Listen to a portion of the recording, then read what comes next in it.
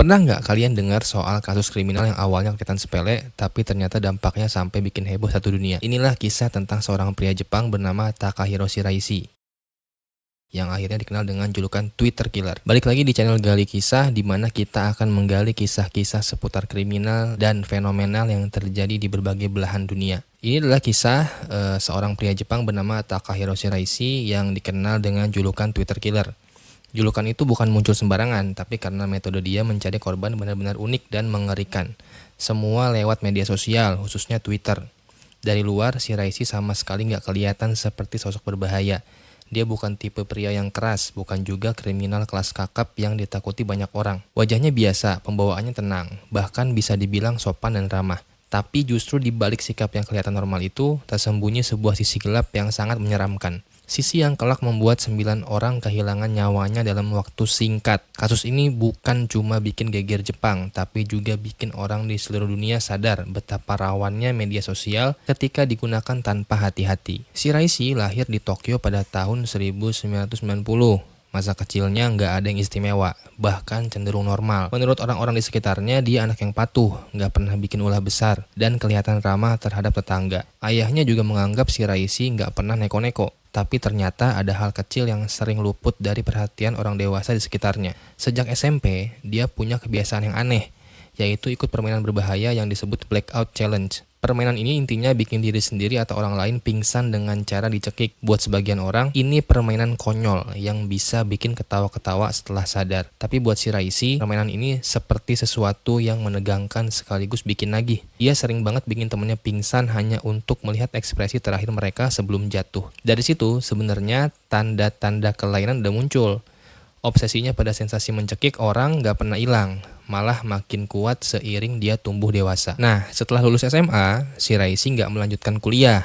Dia malah milih kerja serabutan buat bantu ayahnya. Hidupnya terasa membosankan, gak punya arah, dan gajinya juga kecil. Lama-lama dia merasa butuh jalan lain buat cari uang cepat. Sampai akhirnya dia masuk ke dunia malam di Kabukicho, salah satu distrik hiburan terbesar di Tokyo. Di sana dia kerja sebagai scout, yaitu orang yang tugasnya nyari cewek-cewek rapuh buat ditawarin kerja di klub malam atau dunia prostitusi. Kerjaan ini nggak legal guys, tapi hasilnya lumayan. Dari sini dia belajar gimana caranya ngomong manis, bikin orang percaya, lalu menjebak mereka untuk mengikuti kemauannya. Tapi keberuntungan itu nggak lama. Tahun 2017, dia ketangkep polisi karena pekerjaannya melanggar hukum. Dia kena hukuman percobaan dan hubungan sama ayahnya makin rusak. Akhirnya, Shiraishi mutusin buat pindah ke sebuah apartemen kecil di kota Zama. Apartemen itu sempit banget, cuma sekitar 20 meter persegi.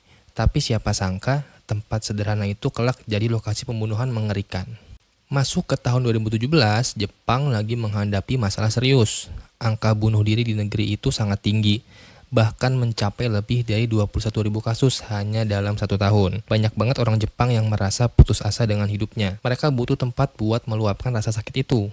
Dan salah satu tempat pelarian mereka adalah Twitter. Di sana orang-orang sering curhat soal keinginan untuk mati, merasa nggak berguna atau sekedar minta perhatian. Nah, Shiraishi melihat fenomena ini bukan dengan rasa iba, tapi sebagai sebuah peluang. Dia bikin akun Twitter yang isinya penuh kata-kata empati, seolah dia benar-benar ngerti apa yang dirasain orang-orang depresi itu. Dari luar, akun itu terlihat penuh perhatian. Kalimat-kalimatnya terdengar puitis dan mudah bikin orang yang rapuh merasa nyambung, merasa relate gitulah ya.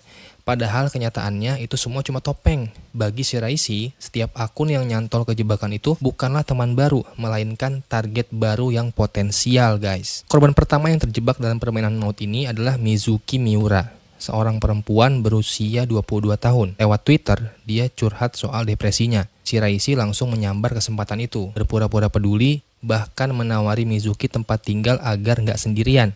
Awalnya, si Mizuki ini merasa beruntung ketemu orang baik yang bisa ngertiin dirinya. Dia bahkan sempat minjemin uang ke Shiraishi buat bayar sewa apartemennya. Tapi kebaikan itu justru jadi awal petaka guys. Cuma seminggu setelah mereka kenalan, pada tanggal 22 Agustus 2017, Mizuki dicekik hingga mati di apartemen sempit itu. Shiraishi kemudian memotong-motong tubuh Mizuki, lalu menyimpannya di dalam cooler box. Mutilasi itu dilakukan dengan tenang, seolah bagi dia cuma kayak rutinitas biasa doang.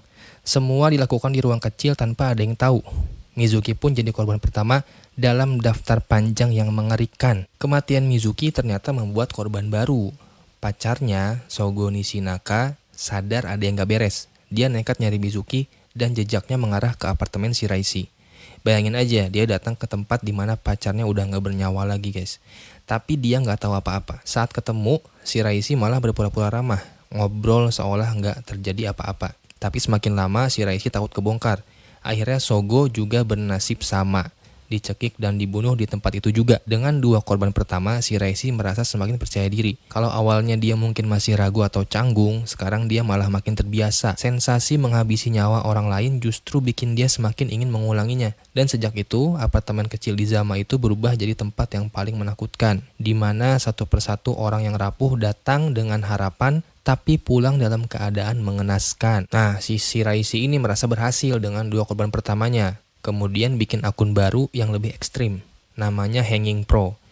Dari namanya aja udah bikin merinding ya, karena akun ini menampilkan dirinya sebagai seseorang yang paham betul tentang gantung diri. Di bio-nya kira-kira seperti itulah. Kalau kamu pengen mati, DM aku. Nah, kata-katanya kayak gitu tuh. Gila kan ya? Dan nyatanya akun itu berhasil menarik perhatian banyak orang. Apalagi di Jepang waktu itu banyak banget orang depresi yang nyari tempat buat cerita. Korban-korban berikutnya datang satu persatu. Ada yang remaja, ada yang mahasiswa, ada juga pekerja kantoran. Semuanya datang dengan satu harapan, yaitu ada seseorang yang mau mendengarkannya. Tapi yang mereka dapat bukanlah simpati melainkan kematian. Polanya selalu sama gitu-gitu aja gitu. Jadi diajak ketemu, diperlakukan seolah kayak didengar gitu ya. Habis itu dicekik, dibunuh, dan ditit. Dalam waktu singkat, Shiraishi berhasil menghabisi 9 nyawa. 8 perempuan dan 1 laki-laki. Semua tubuh korban dipotong dan dimasukin ke dalam box pendingin yang numpuk di apartemen mungil itu. Kalian bisa bayangin gak betapa mengerikannya apartemen itu? Padahal sempit loh, luasnya cuma 20 meter persegi. Tapi di dalamnya tersimpan potongan-potongan tubuh manusia dalam jumlah banyak lagi. Ada kepala, tulang, semua organ-organnya bercampur dalam box pendingin. Bau busuk jelas terasa sampai keluar kamar. Beberapa tetangga mengaku sering mencium bau aneh, tapi mereka cuma mikir itu bau sampah atau saluran air yang mampet. Gak ada yang benar-benar curiga jauh. Sementara Shiraishi hidup tenang di sana, makan, tidur, bahkan beraktivitas seperti biasa.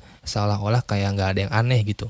Nah, buat dia, mayit-mayit itu cuma seperti benda mati, bukan manusia lagi. Semua itu disimpan di ruang yang kecil, gelap, dan dingin, supaya menciptakan suasana yang kalau dipikir-pikir sekarang bikin merinding setengah mati. Nah, akhirnya kasus ini terbongkar lewat korban terakhir yang bernama Ikiko Takamura. Dia dikabarkan hilang tanggal 21 Oktober 2017.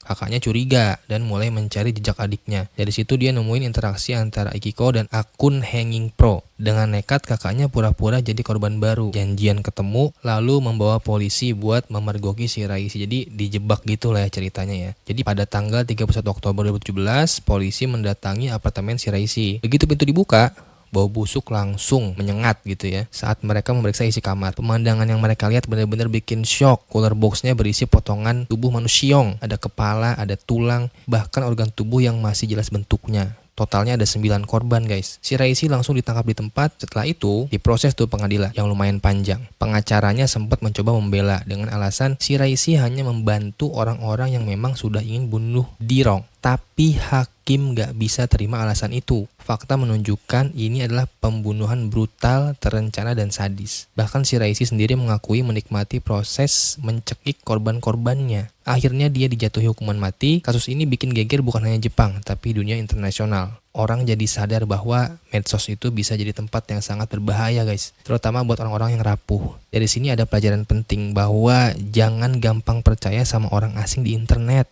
Apalagi saat kita lagi merasa down gitu ya. Dan yang gak kalah penting, kalau ada teman, saudara, atau orang terdekat yang kelihatan depresi, jangan dibiarin sendirian. Kadang mereka cuma butuh perhatian kecil dari kita yang bisa jadi penyelamat nyawa mereka. Kasus Twitter killer ini bukan cuma tentang horor dari seorang pria bernama Takahiro Shiraishi, tapi juga peringatan keras buat kita semua guys.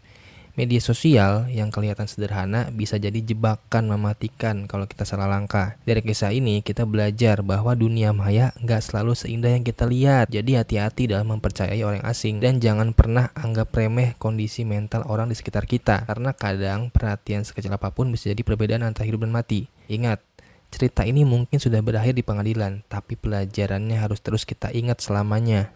Gimana kisah tadi? Pasti bikin bulu kuduk kita merinding kan? Kira-kira apa yang bikin orang bisa berubah jadi segelap itu ya? Kalau kalian tahu teorinya atau punya pendapat, bisa share di kolom komentar ya.